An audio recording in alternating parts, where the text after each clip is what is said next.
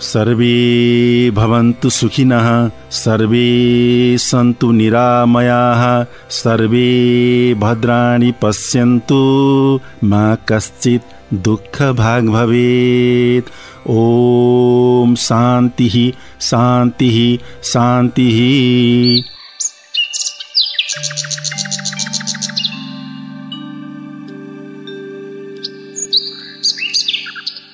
नमस्कार, म बसन्त विश्वामित्र बिउझाउन आइसकेको छु चैतन्य चिन्तनका साथमा। चराहरू चिरबिर चिरबिर गर्दै गीत गाएर बिहानी बोलाइरहेका छन्। डाँडामा घाम पनि झुल्किन थाले। सबैजना उठेर आफ्नो कर्ममा लागिसके। कोही उठ्दैछन्। हजुर पनि उठ्नुहोस्, जाग्नुहोस् र तयार हुनुहोस् आफ्नो उद्देश्य प्राप्तिको महान यात्रामा। उपनिषद भन्छ चरैबेती अर्थात् चलिरहनु, केही गरिरहनु, हात बाँधेर कहिल्यै नबस्नु। बिहान बिहान जे सोचिरहनु भएको छ, जे गर्दै हुनुहुन्छ, सबै कर्महरू सफल बनुन्। देश विदेश जहाँ भए पनि खुसी र सुखी रहनुहोस्। शारीरिक, मानसिक र आध्यात्मिक रूपले स्वस्थ र मस्त रहनुहोस्। धेरै धेरै शुभकामना छ। भनिन्छ हरेक बिहानीले शुभ दिनको सङ्केत गर्दछ। हामी पनि आजको दिनलाई शुभ, मङ्गलमय र फलदायी बनाउन भगवान शिवले माता पार्वतीलाई सुनाउने गरेको अमृत कथा अर्थात् रामकथा सुनौं र सुनाऊं। आदिकवि भानुभक्तको नासो, उहाँकै भाव र शैलीको कल्पना गर्दै रामायण पढौं र भनौं म पनि पढ्छु रामायण। आवाज निकाल्न नमिल्ने ठाउँमा हुनुहुन्छ भने मनै गुनगुनाएर, आवाज निकाल्न मिल्ने ठाउँमा भए मजाले आवाज निकालेर रामायण पढौं। आउनुहोस् सुरु गरौं युद्धकाण्डको 115औं श्लोकबाट। केही फौज पनि साथमा लिगयो, श्रीरामजी छन् जहाँ। घेर्या बानर सैन्यले र रिसले, मार्यो अनेक वीर तहाँ। सुग्रीवादी बडा बडा जति थिया, वीर तिनैले पनि। जिति सक्नु भएन सबकन जित्यो, पार्यो जमिनमा पनि। देख्यो विभीषण जिला यी गदा लियाका, श्रीरामका चरणमा दृढ मन दियाका। झन्मुख्य शत्रु त यही छ भनेर ठान्यो, सारै रिसाइकन शक्ति उठाइ हान्यो। आयो शक्ति तहाँ विभीषणजीको, प्राण खैचन्यासुर गरी। लक्ष्मणले तही झट बचाउनु भयो, आफू अगाडि सरी। शक्ति लक्ष्मणलाई वज्र न गयो, लक्ष्मणजी मूर्छा पर्या। मूर्छा पर्नु कहाँ थियो, प्रभुजीले चेष्टा नरैको गर्या। लक्ष्मणलाई उठाउन कन तहाँ, दौडेर रावण गयो। सक्थ्यो रावणले उठाउन कहाँ, आश्चर्य मान्दो भयो। लक्ष्मणलाई उठाउन्या बखतमा, देख्या उठ्यो रिस पनि। यही बीचमा हनुमान गया नजिकमा, रावण गिराऊं भनी। हान्या वज्र समानकार मुठीले, बज्रियो मुठी त्यो जसै। रावण हो बलवान तथापि रगतै, छाड्दै गिर्यो पो तसै। लक्ष्मण श्री हनुमान देखि खुसी भई, सारै हलुङ्गा भया। लक्ष्मणलाई उठाई जल्दी हनुमान रामचन्द्र जी त्यही गया। अहिले हामीले युद्धकाण्डको 119औं श्लोकसम्म वाचन गर्यौं। यहाँ रावणको युद्धका लागि प्रस्थान, रावणद्वारा विभीषणलाई लक्षित गरी शक्ति प्रहार, लक्ष्मणबाट प्रतिकार, रावणले प्रहार गरेको शक्ति वज्रनाले लक्ष्मण मूर्छित र हनुमानद्वारा रावणमाथि मुठी प्रहार लगायतका प्रसङ्गहरू रहेका छन्। आफ्ना अति काय जस्ता प्रमुख सेनापति मारिएपछि इन्द्रजितलाई लङ्काको रक्षा गर्न खटाई आफै युद्ध गर्न गयो रावण। रावणले पहिले सुग्रीवलाई आक्रमण गर्यो र पछि विभीषणलाई देखेपछि रिसाएर मय दानवद्वारा प्राप्त शक्ति छाडिदियो। त्यो शक्तिलाई लक्ष्मणले प्रतिकार गर्न खोज्दा लक्ष्मणको शरीरभित्र घुस्यो। शेषावतारलाई मायाको शक्तिले के छुन्थ्यो र? तैपनि मनुष्य भाव स्वीकार गरी त्यसैको अनुकरण गरेकोले लक्ष्मण मूर्छित भई भुइँमा ढले। रावणले उठाएर लैजान खोज्यो, सकेन। हनुमान रिसाएर रावणलाई मुठी प्रहार गरे। रावण रगत छाड्दै भुइँमा लड्यो। हनुमानले लक्ष्मणलाई उचाली रामजी भएको ठाउँमा लगे। कथा प्रसङ्ग यही बिसाउँदै अब लागौं चैतन्य चिन्तन धारातर्फ। चैतन्य चिन्तन धाराको आजको श्रृङ्खलामा हामीसँग हुनुहुन्छ संस्कृतिविद प्राध्यापक डाक्टर वीणा पौडेल। नमस्कार, यहाँलाई स्वागत छ कार्यक्रम चैतन्य चिन्तनमा। हजुर नमस्कार, धन्यवाद। सुरुमा यहाँको आवाजमा रामायणका श्लोक सुनौ। सुन्दर लग्न खटन गर्या जनकले मंगल शहरमा चल्या, नाच कीर्तन सितका प्रकाश कन हुन्या रातमा चिराग खूब बल्या, जो मण्डप छ विवाहको त्यस उपर झुम्का हिराका झुल्या, मुङा मोती जुहार जनकपुर महा घर घर सबैका झुल्या, यस्तै रीत गरी सब विवाह विधिले चारै जना भाइको हर्षैले परिपूर्ण मन हुन गयो सीताजीका माईको, राम लक्ष्मण दुईलाई त जनकले आफ्ना ती छोरी दिया, भाइका त भरत दिलाएर ती वीर शत्रुघ्नलाई दिया। हजुर यहाँले रामायणको श्लोक मिठो वाचन गर्नुभयो। यहाँले रामायण पढ्ने प्रेरणा कहाँबाट पाउनुभयो?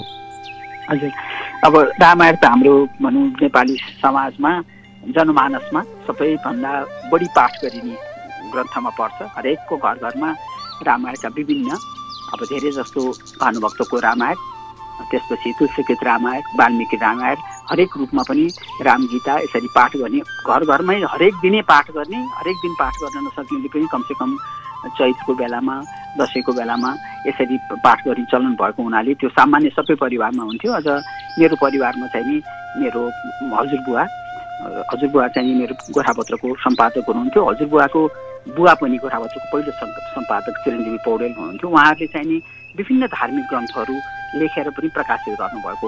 मेरो हजुरबुवाको बुवा चिरञ्जीवी पौडेलले चाहिँ नि उहाँले यो जस्तो सुखार्णव भनेर भागवतकै पुरै अनुवाद गरेर छापेकै छ त्यो किताब। त्यसपछि उहाँले युरोप यात्रा धेरै किताबहरू लेख्नु भएको थियो, धार्मिक किताब पनि, ऐतिहासिक किताब पनि, र यो पात्रहरू बेले पात्र पनि लेख्नु भएको थियो। त्यसपछि मेरो हजुरबुवा प्रेमराज शर्मा पौडेल, उहाँ पनि गोरखापत्रको सम्पादक हुनुभयो। उहाँले पनि विभिन्न पुस्तकहरू लेख्नुभयो। त्यसमध्ये उहाँको रामायण, उहाँले रामायण लेख्ने बेलामा चाहिँ हाम्रो घरमा चाहिँ विशेष गरेर हनुमानको पूजा गर्ने चलन थियो र हरेक दिनै होम गर्ने, अरू प्रकारको पूजा भन्दा पनि होम गरेर हनुमानजीको आराधना गर्ने, पूजा गर्ने चलन थियो। र मेरो हजुरबा प्रेमराज शर्मा पौडेलले पनि यो रामायण लेख्ने बेलामा चाहिँ उहाँले यो हरेक दिन बसेर खाली पेटमै बसेर हनुमानको आराधना गरेर त्यो ग्रन्थ लेख्नुभयो रामायण।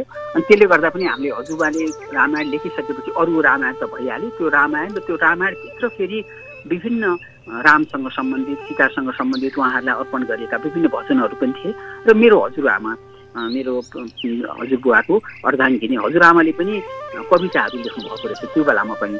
र त्यो समयको त्यो उहाँले लेख्नुभएको कविताहरू, त्यो बेलाको यो ऋषि आश्रमको वर्णन गरिएको तारा विलाप भनेर कसरी ताराले पतिको वियोगमा गरेको विलापहरू, त्यो सबै पनि यो रामायणमा छापिएको छ। मेरो हजुरबाको समय भनेको चाहिँ नि उहाँ विक्रम सम्वत 1960मा जन्मिनु भएको 2028 सालमा उहाँ बित्नुभयो र उहाँले गोरखापत्रमा हुँदा पनि गोरखापत्रको सम्पादक हुँदा पनि यो रामायण सम्बन्धी विभिन्न चर्चाहरू गर्नुभएको थियो र त्यसले गर्दा पनि हामी कहाँ चाहिँ रामायणहरू पाठ गरिने रामायण सम्बन्धी यो हामी दर्शकको बेलाको अरू बेलामा पनि हामी कहाँ अहिलेसम्म पनि त्यो चलन छ मेरो माइतीमा उहाँहरू चाहिँ रामायणै पाठ गर्नुहुन्छ यो होइन त्यसले गर्दा पनि रामप्रतिको भक्ति अथवा रामायणप्रतिको एउटा श्रद्धा भक्ति र आकर्षण चाहिँ भएको थियो र त्यसपछि जब मैले संस्कृति विषय कल्चर विषय पढेँ त्यो विषय पढ्ने क्रममा चाहिँ यो विभिन्न धार्मिक ग्रन्थहरूको पनि हामीलाई एउटा उल्लेख गर्नुपर्ने त्यसको पनि त्योसँग सम्बन्धित भएर त्यसको आधारमा मूर्ति विज्ञान र मूर्तिहरूलाई चिन्नुपर्ने भएको हुनाले पनि यसमा चाहिँ रुचिहरू बढ्दै गएको कारण हो।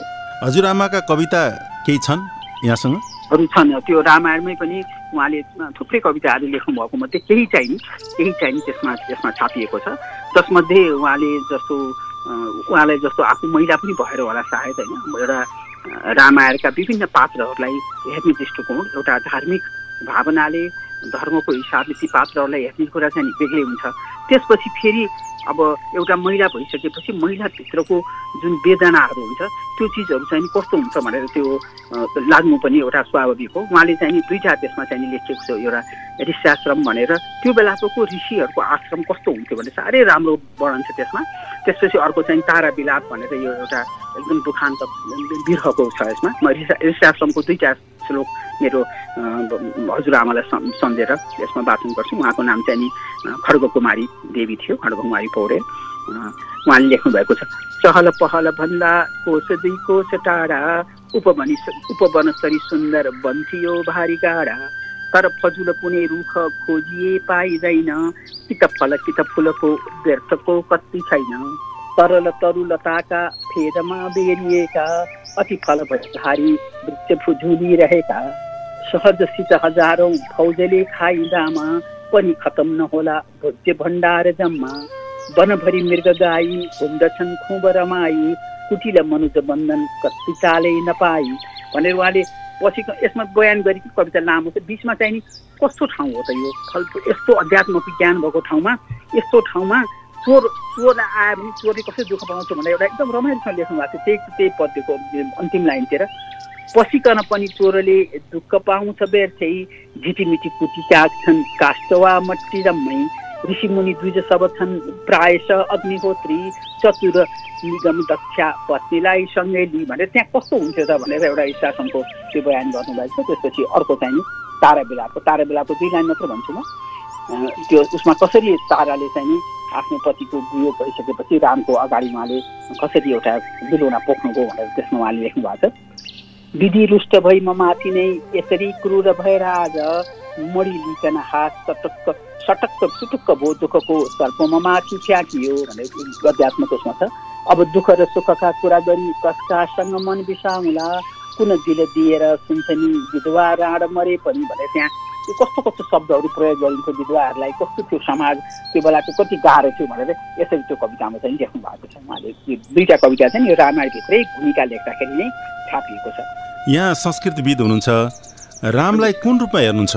एउटा त श्रीराम भनेको अब नामैबाट भनौँ न हाम्रो अब यो एकदमै सनातन धर्मावलम्बीहरूको जुन अवतारवादको कन्सेप्ट सुरु भयो भगवानको विभिन्न अवतारहरूलाई जसरी व्याख्या गरेको छ हुन त अवतार विभिन्न देवी देवताको छन् त्यसमध्ये पनि विष्णुको अवतार चाहिँ सबभन्दा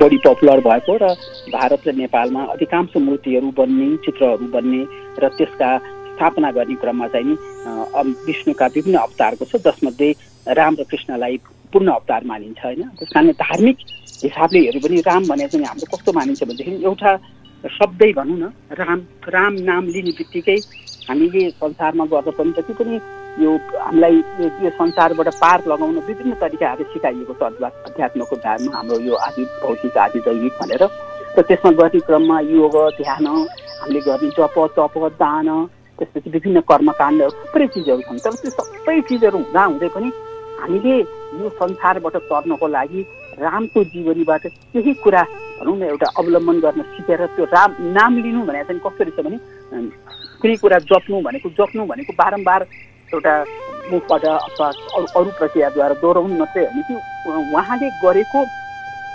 कार्यलाई अनुसरण गर्ने, त्यसलाई आत्मसात गर्ने, त्यसलाई धारण गर्ने रहेछ होइन।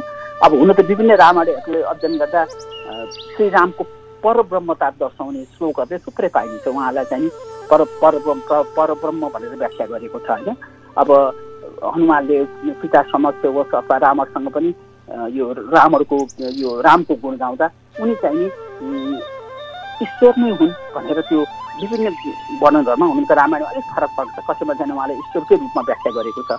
अब सबभन्दा प्रमुख कुरोको के छ भने दुईटै रामायण हामीले वाल्मीकि रामायण अध्यात्म रामायण अरू रामायण पनि हेऱ्यौँ भने जसले ईश्वरको रूपमा व्याख्या गर्नुपर्छको ईश्वरको रूप सन्देश एउटा अपौरुषीय भन्ने हिसाबले होइन अथवा पुरुषोत्तम भनेर जसले ईश्वरको रूपमा मात्रै व्याख्या गरेको छ नि त्यहाँ पनि के भनेको छ भने उहाँ सामान्य मानिसभन्दा उहाँका जुन गुण छन् उहाँमा भएका गुणहरू त्यो चाहिँ एउटा लाखौँ लाख वर्षमा पनि त्यस्ता महापुरुष चाहिँको जन्म नहुने भनेर रामको बयान गरेको छ। यो हिसाबले मैले आफूले चाहिँ भनौँ न रामलाई एउटा परमात्माको हिसाबले अथवा यो लोकबाट तार्नको लागि हामीलाई कसैले यो लोकबाट तार्न मद्दत गर्छ भनेदेखि त्यो एउटा हामीले संक्षिप्तमा कुनै पनि मन्त्र जप्नु पर्यो भने जस्तो हामीले ओमको महत्त्व छ नि हाम्रो सबै सनातन धर्ममा ओम भन्ने बित्तिकै ओम एउटा सम्पूर्ण मन्त्रहरूको बीज मन्त्रको रूपमा लिइन्छ।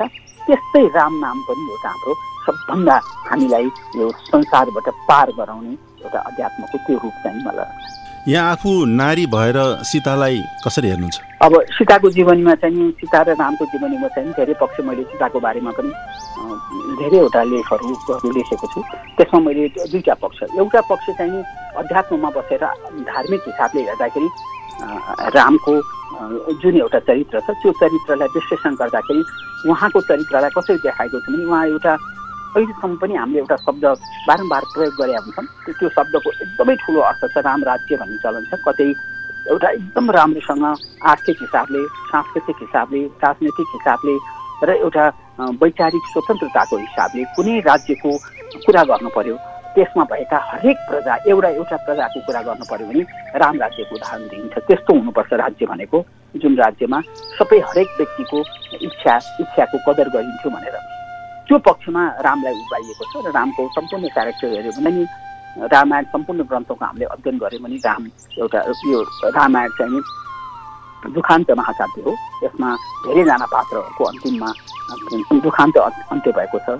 लक्ष्मणको प्रसङ्गमा कालसँगको कुरा गरिसकेपछि लक्ष्मणले चरुमा देह त्याग गर्नुभएको प्रसङ्ग होस्, सीताले अग्निदाह गरेको प्रसङ्ग होस्, रामायणका अरू अयोध्याका अरू प्रजाहरूले पनि रामको विरह खप्न नसकेर शरीरमा जुन जल समाधि लिएको वर्णन आउँछ। त्यसले गर्दा यो एउटा दुखान्त महाकाव्य हो। तर दुखान्त महाकाव्य हुँदै पनि यसले एउटा जुन एउटा सम्पूर्ण पुस्तकहरूले दिने अन्तिम एउटा सन्देश हुन्छ नि त्यो सन्देशले चाहिँ यसले एउटा सकारात्मक र सत्यको जित हुन्छ भनेर जुन सत्यवादी रामको राज्यकालको जुन देखाएको छ त्यो हुनाले यसलाई चाहिँ हामीले कसरी हेऱ्यौँ भने दुखान्त हुँदा पनि सुखान्त महाकाव्य गरेर हाम्रो दैनिक जीवनमा पाठ गरिने हामीलाई धेरै शिक्षा दिने हिसाबले लियो।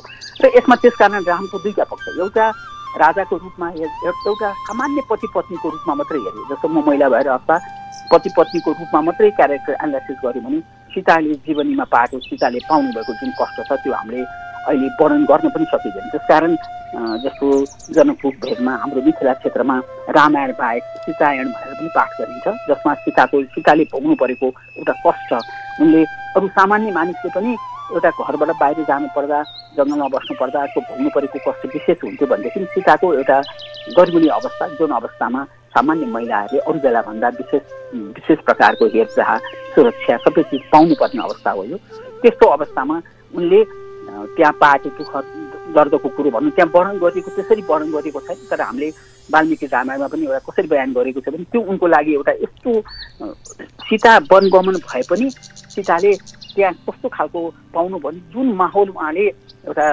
राजदरबारभित्र पाउन सक्नुहुने थिएन। एउटा विभिन्न ऋषिहरूको सँगको सत्सङ्ग हरेकचोटि हुने त्यहाँ भएका प्रवचनहरू त्यो कुरो उहाँले हाम्रो त कस्तो छ भने गर्भिणी अवस्थामा जस्तो प्रकारले जे कुरा सुने त्यो कुराको बच्चालाई प्रभाव पार्छ भनेर धेरै पात्रहरूसँग यो कुरा जोडिएको छ। पछिल्लो कालमा महाभारतको पनि छ, रामायणको कुरा पनि आउँछ, पछि आएर उत्तराको गर्वको कुरा पनि यसमा आएको हुन्छ। त्यो कसरी सुनेर कसरी हुर्किन्छ भन्ने कुरोमा त्यो क्रममा सीताले जस्तो प्रकारको सन्तानलाई जन्म दिनु थियो, यो राम पछिको राम जस्तो महापुरुष अथवा एउटा अवतार, विष्णुको अवतार पछि त्यो राज्यलाई सम्हाल्न सक्ने व्यक्ति कुन समकक्ष हुनुपर्छ भनेर त्यस्तो प्रकारको व्यक्तिको जन्मको लागि उहाँले गर्भधारण गरेपछि नै त्यो माहौल तयार हुन्थ्यो। त्यो माहौल चाहिँ नि दरबारमा जतिसुकै गरे पनि त्यो माहौल तयार नहुने हुनाले एउटा ऋषि आश्रममा पुगिसकेपछि त्यहाँ प्रमुख त वाल्मीकि ऋषि हुनुभयो, तर अरू ऋषिहरू पनि थुप्रै हुनुहुन्थ्यो त्यो बेलामा, किनभने गुरुकुलको त प्रचलन त्यही थियो, सबैलाई अध्ययन अध्यापन गराउने, र त्यो क्रमको कुरा त्यहाँ प्रश्न जोडिएको छ। यसले गर्दाखेरि यो अध्यात्मसँग जोडेर पूर्वजन्मको कुराहरू जोडेर हेर्दा चाहिँ नि यो एउटा के लाग्छ भने यो हुनुपर्ने चिज रहेछ।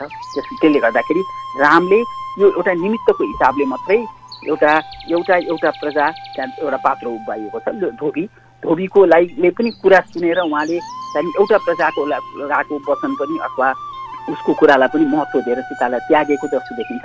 तर वास्तवमा भित्रसँग हेऱ्यो भनेदेखि यसको दार्शनिक पक्ष चाहिँ अझ अर्को रहेछ। त्यो हिसाबले हेर्दा चाहिँ त्यसरी देखिन्छ अध्यात्मको पक्षले। तर एउटा सामान्य मानिस, हामी जस्तो घर गृहस्थीमा बस्ने मानिस, म सामान्य एउटा महिलाको हिसाबले मैले हेरेँ भनेदेखि चाहिँ नि सीताप्रति न्याय भएको, रामायणमा सीताप्रति न्याय भएको छैन। उनले धेरै अन्य अत्याचार खप्न परेरै अन्तिममा जसले भनौँ न एउटा पृथ्वीमा उहाँ समागम भएको प्रसङ्ग आउँछ, त्यो कुरो भनेको कस्तो भने धेरै कुरो सहन नसकिसकेपछि मान्छेले आफूलाई विसर्जन गरेको एउटा सामान्य मानिसको हिसाबले चाहिँ मलाई त्यस्तो लाग्छ। आज नवरात्रको दोस्रो दिन दसैँ आउनु पनि अब 8 दिन बाँकी छ। दसैँ र रामायणको के सम्बन्ध छ? दसैँको प्रसङ्गको कुरा गर्दा हाम्रा चाडपर्वहरूको धेरै कुराहरूको सम्बन्ध शास्त्रसँग छ। हामी कहाँ जब शक्तिको आराधना गर्न थाल्यो, पार्वतीका विभिन्न स्वरूपहरू, अम्बिकादेखि ल्याएर उहाँका विभिन्न स्वरूपहरू जसमा 10 महाविद्या पनि पर्छन्, नवदुर्गाहरू पनि पर्छन् होइन। त्यसपछि प्रमुख रूपमा महासरस्वती, महाकाली र हामीले यो जब 3टा स्वरूपहरूको कल्पना गरिएर 3टै स्वरूपलाई घटमा आह्वान गर्छौँ, त्यसको एउटा समष्टि स्वरूप नै दसैँ हो होइन। त्यसले गर्दाखेरि यसमा 2-3टा चिजहरूको सम्मिश्रण देखिन्छ। एउटा शक्तिसँग जोडिएको महालक्ष्मी, महाकाली, महासरस्वती, एउटा शक्तिको प्रतीक, एउटा ऐश्वर्य धन्धान्यको प्रतीक र अर्को विद्याको प्रतीक। 3टा देवीहरूलाई आह्वान गरेर त्यो शक्ति आफूमा आर्जन गर्ने, त्यो एउटा शक्तिको त्योसँग प्रसङ्ग जोडिएको छ। र शक्तिका देवीहरूको प्रसङ्गको कुरा गर्दाखेरि रामायणमा पनि महाभारतमा पनि कस्तो प्रसङ्ग आउँछ भने युद्ध गर्दाखेरि राक्षसहरूले पनि, त्यसपछि जस्तो सुर असुर दुईटै भनौँ न, दुईटैको प्रसङ्गको कुरा गर्दाखेरि त्यहाँ उहाँहरूले युद्ध जित्न नसकिसकेपछि देवीहरूको आराधना गरेको, देवीहरूद्वारा शक्ति प्राप्त गरिसकेपछि त्यो यता मेघनाथको प्रसङ्गमा पनि आउँछ, रामको प्रसङ्गमा पनि आउँछ, रामको प्रसङ्गमा पनि आउँछ। उहाँहरूले देवीहरूलाई प्रसन्न पारेर त्यसपछि देवीबाट शक्ति आर्जन गरेर उहाँहरूले त्यसबाट युद्ध जित्न गर्नुभएको छ। त्यसले गर्दाखेरि यो शक्तिको पर्व हो, शक्ति आर्जन गर्ने पर्व हो। त्यो कारणले गर्दाखेरि एउटा एकल शक्तिको रूपमा नवदुर्गाको पनि यसमा पूजा गरिन्छ। अर्को प्रसङ्ग जुन रामसँग जोडियो, जस्तो हामी कहाँ दशहराको पूजा गर्ने, हामी कहाँ बडा दसैँ मनाउने र भारतमा मनाउने अलिकति फरक छ। हाम्रो दसैँमा चाहिँ नि हामी कुन रूपले हेर्छौँ भनेदेखि हामी कहाँ जस्तो हामीले भारतको जस्तो कुम्भकर्णको अथवा उसको भनौँ रावणको पुतला जलाउने चलन छैन होइन। हामी कहाँ चाहिँ नि दसैँमा भनेको हामी देवीहरूलाई आराधना गर्छौँ, पूजा गर्छौँ, त्यसपछि आइसकेपछि हामी ठुलाहरूबाट प्रसाद ग्रहण गर्छौँ। त्यसले गर्दा यसमा 2टा पक्ष नै जोडिएको छ। एउटा शाक्त धर्मसँग सम्बन्धित देवीको, हामी जीवित देवीको पनि पूजा गर्छौँ दसैँको अवसरमा होइन। कन्या केटीहरूको जीवित देवीकै पनि पूजा गरिन्छ, देवीहरूको पनि पूजा गरिन्छ। त्यसपछि आएर हामी कहाँ देवीका यन्त्रहरूको पूजा गरिन्छ, शक्तिहरूको पूजा गरिन्छ, उनका मूर्तिहरूको पनि पूजा गरिन्छौँ हामी। त्यो एउटा पक्ष छ देवीसँग जोडिएको। अर्को पक्ष चाहिँ नि रामायणै पाठ गरेर 9 दिनसम्म रामायण पाठ गरेर रामको गुणगान गरेर रामायणका विभिन्न पात्रहरूको प्रशंसा गरेर हामी 10औं दिनको दिनमा चाहिँ अभिषेक गरेर विसर्जन गर्छ। कारण 2टै पक्ष चाहिँ नि दसैँमा जोडिएको छ। रामायणको सन्देश के हुन सक्छ युवा पुस्ताका लागि? यो सबभन्दा ठुलो कुरो चाहिँ नि रामायणमा धेरै हरेक पात्र एउटा पात्र यसका पूर्ण पात्र छन् होइन। कति पात्रको त्यसरी व्याख्या गरिएको छैन। त्यसकारण मैले धेरैचोटि लेख्दाखेरि मैले माण्डवीको प्रसङ्गमा लेख्दा, त्यसपछि उर्मिलाको प्रसङ्गमा लेख्दा ओझेलमा परेकी उर्मिला भनेर लेखेको छु। किनभने उर्मिलाको यत्रो ठुलो कन्ट्रिब्युसन छ र यति ठुलो देन छ कि कति कुरो के हुन्छ भने एउटा मूल पात्र कुनै लेखकले लेख्दाखेरि मूल नायक नायिकालाई मात्रै बढी प्रसिद्धि राखेको हुन्छ, त्यसपछि अरू पात्रहरूलाई त्यस्तो हुँदैन। तर रावणको हरेक पात्रको योगदान, हरेक पात्रको त्याग, हरेक पात्रको बलिदान, उसको विश्वास हेऱ्यो भने एउटा यस्तो छ कि अब सुरुमा रामको कुरा गरौँ, राम त प्रमुख नायक भए, राम र सीता त। त्यसपछि आउँछ भरत। भरतको बारेमा हामीले लेख्यौँ बोल्यौँ भने भरतको त यति धेरै योगदान छ कि त्यस्तो अहिले हामी कल्पना गर्न सकिन्न। भरतले जसरी पाएको राज्यलाई आफू राजगद्दीमा नबसेर नन्दीग्राममा बसेर एउटा रामको खडाउ राखेर एउटा प्रतिनिधि पात्रको रूपमा जुन राज्य गरे नि, र एक दिन पनि राम फर्कनलाई निश्चित अवधिभरि वनवास गएर एक दिन मात्रै पनि ढिलो भयो भनेदेखि त्यो उनीले म आफ्नो आत्मदाह गर्छु भनेको थिएँ होइन। त्यस्तो खालको एउटा मान्छे यहाँ एक दिन सत्तामा बस्नलाई, 2 दिन सत्तामा बस्नलाई विभिन्न परिकारको परिपञ्च गरेर आफ्नो जन्ममिति सच्याउनेदेखि अनेक गरेका उदाहरण थुप्रै छन्। अब त्यहाँ भरतको प्रशंसा र भरतको बारेमा कुरा गरेर त्यसपछि उर्मिलाको, माण्डवीको, सुतकीको सबैको एउटा यस्तो ठुलो भूमिका छ कि यहाँ हरेकजनाको बारेमा हामीले रामायणबाट पात्र एउटा एउटा निकाल्यौँ है। जुन वाल्मिकीले लेख्नुभएको रामायण छ अथवा जुन अध्यात्म रामायण छ, त्यो अध्यात्म रामायणभन्दा हरेक पात्रको एनालाइसिस गरेर लेख्यो भने त्यो त्यति बृहत्तम ग्रन्थ हुन्छ। एउटा भाइ भाइको प्रेम कस्तो हुनुपर्छ, कस्तो खालको भातृप्रेम हुनुपर्छ भनेर राम र लक्ष्मणको उदाहरण होस् अथवा भरत र रामको उदाहरण होस् अथवा शत्रुघ्नको उदाहरण होस्, त्यस्तो त अहिलेसम्म हामीले हाम्रा धार्मिक ग्रन्थहरू यति थुप्रै छन् र हजारौँ त्यसमा किंवदन्तीहरू कथाहरू छन्, त्यहाँ कसैमा पनि त्यस्तो उदाहरण देखिन्न एउटा भातृप्रेमको। त्यसपछि एउटा ठुलोले सानोलाई गर्नुपर्ने आदेश अथवा सत्य वचन भनौँ न, रामको परिप्रेक्ष्यमा दशरथसँग जोडिएको पक्षमा दशरथले के भन्नुहुन्छ रामलाई भनेदेखि, मैले तिमीलाई वनवास भनेर यो मैले वचन 2टा दिए पनि, भरतलाई राज्याभिषेक र वनवास दिए पनि तिमीले मलाई के गर्न सक्छौ भने मलाई पाता कसेर, मलाई जेलमा राखेर, मलाई बाँधेर जे गर्न सकिन्छ म त्यसमा मेरो पूर्ण समर्थन छ, तिमी आफै के हो त राजा हो भन्नुभएको छ। तर रामले त्यहाँ कहिले पनि के हुन्छ, त्यस कारण मर्यादा पुरुषोत्तम राम भनिन्छ नि, उहाँले कुनै पनि अवस्थामा त्यो कुरा गर्ने त कल्पनासम्म पनि उहाँले गर्नुभएको छैन होइन। त्यस कारण यसमा यहाँ हरेक पात्रबाट हामीले, त्यस कारण रामायण महाभारतमा के भनिन्छ भने महाभारत चाहिँ पढेर सिक्ने हो। ओहो यस्तो गर्नु पर्दो रहेछ, यस्तो गर्नु हुँदो रहेछ भनेर दुर्योधनलाई देखेर होइन, युधिष्ठिरलाई देखेर युधिष्ठिरको जुवाप्रतिको मोह अथवा दुर्योधनको त्यो अहम सबै देखेर यो त गर्न नहुने चिज रहेछ भन्ने रहेछ। रामायणको चाहिँ पढिसकेपछि हरेक पात्रलाई हेरिसकेपछि ओहो यो पात्रमा भएको गुण मैले लिन सकेँ भने, आत्मसात गर्न सकेँ भने भनेर त्यसरी हेर्नुपर्छ नि भनेर हाम्रा शास्त्रहरूमा विभिन्न विद्वानहरूले बयान गर्नुभएको छ। त्यस कारण रामायणबाट सिक्ने भनेको एउटा सत्य वचन हो, सत्यको मार्ग हो। र एउटा अर्को कुरो भनेको चाहिँ सबैप्रतिको हाम्रो एउटा सकारात्मक सोच र प्रेम हुन्छ नि, एउटा परिवारलाई बाँधेर राख्ने जुन एउटा प्रेम र विश्वास हुन्छ, त्यो कुरो चाहिँ मलाई सबभन्दा बढी जस्तो लाग्छ रामायणबाट सिक्ने। हस्, यहाँलाई धेरै धेरै धन्यवाद। हजुर धन्यवाद, नमस्कार। उहाँ हुनुहुन्थ्यो संस्कृतिविद प्राध्यापक डाक्टर वीणा पौडेल। चैतन्य चिन्तन धाराको यही मिठो कुराकानीसँगै कार्यक्रम चैतन्य चिन्तनबाट बिदा माग्दछु। धेरै धेरै शुभकामना। नमस्कार। यो नेपाली रेडियो